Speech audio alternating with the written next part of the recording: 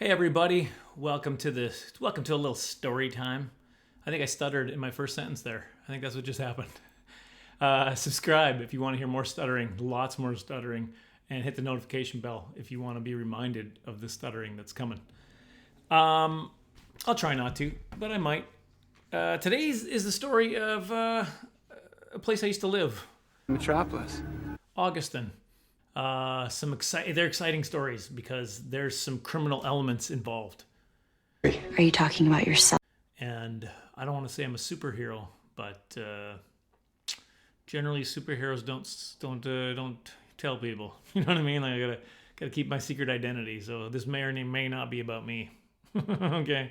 Lots more stuttering. I was going to play some basketball with my son. And I don't know why I go and play basketball with him. I want you to spend some quality time with him. Here's the problem. My body is old, okay? But my mind is also old.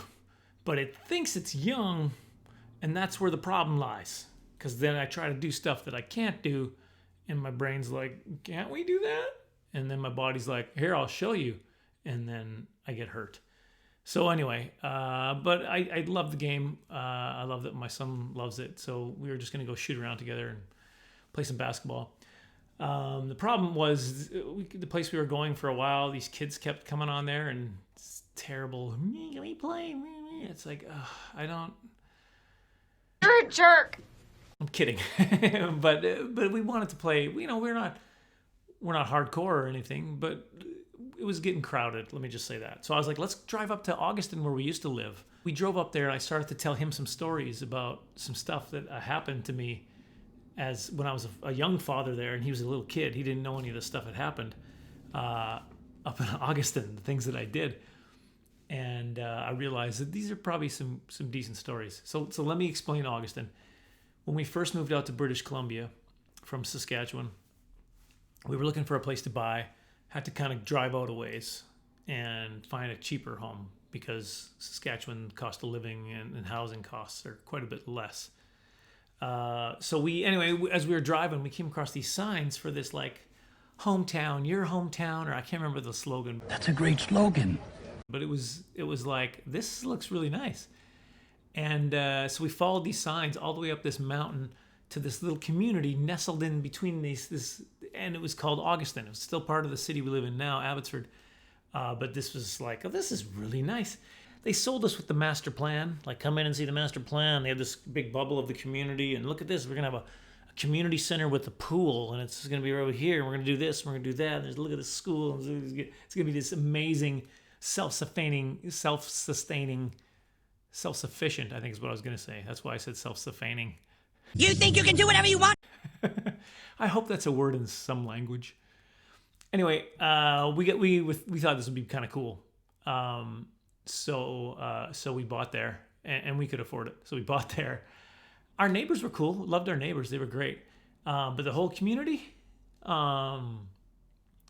not as delivered. I think the only thing that's up there now is like a liquor store and a daycare. Like they never did finish.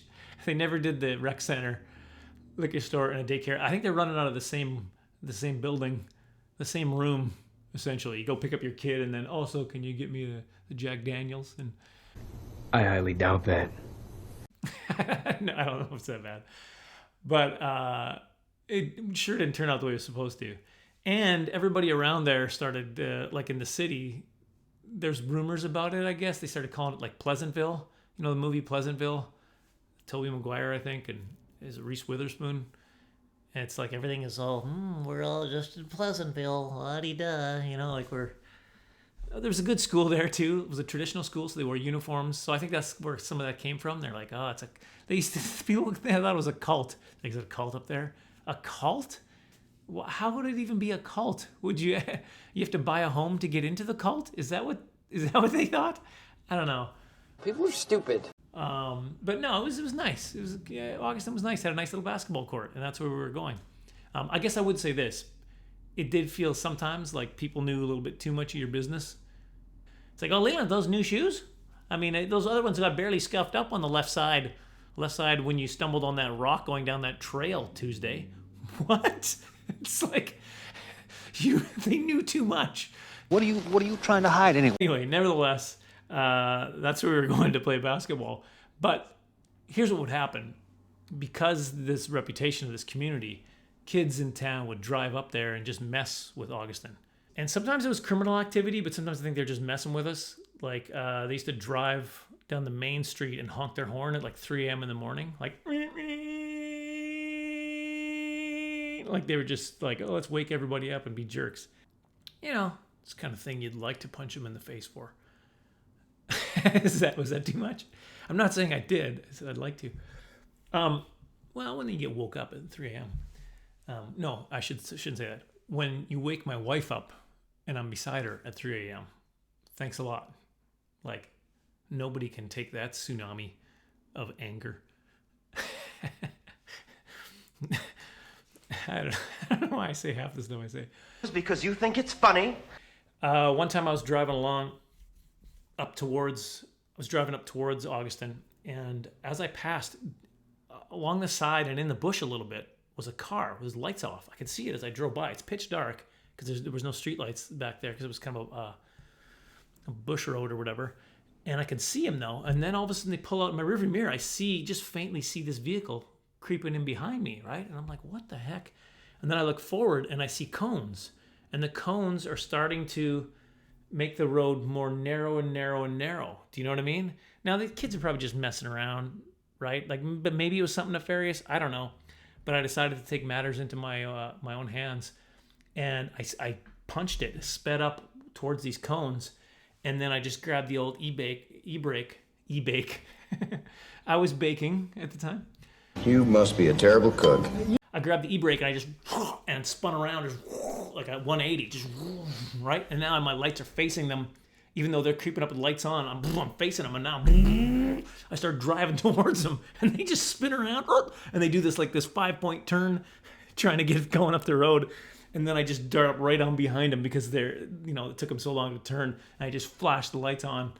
And I wasn't gonna, I could have got the license plate then and called the cops, or what are you gonna call them for, right? Like, suspected tomfoolery. We got a 478 suspected tomfoolery. Maybe they were actually gonna trap me in thinking that I was stupid enough to stop when the cone stopped, and then they were gonna jump out and mug me. I don't know. If that was the case, they could have just pulled over as I was chasing them and then jumped out and mugged me. Would have been the same difference. So I suspect that it was just fooling around. You still think you're some kind of hero?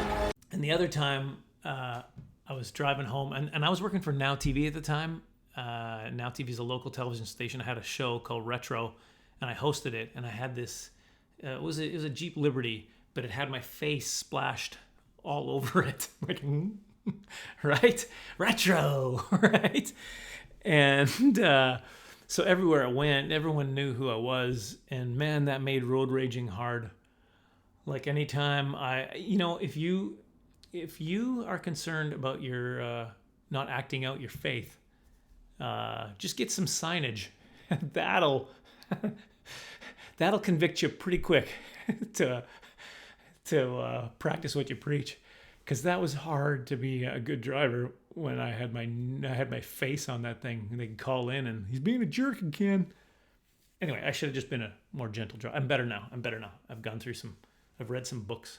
He reads deep books with long words in them. Oh, I had an dealing with anger issues book my wife put up on the shelf. She must have taken it down because she was like, oh, it's when you do your videos next, they'll see that you have anger issues. Don't worry, I'm going to tell them anyway.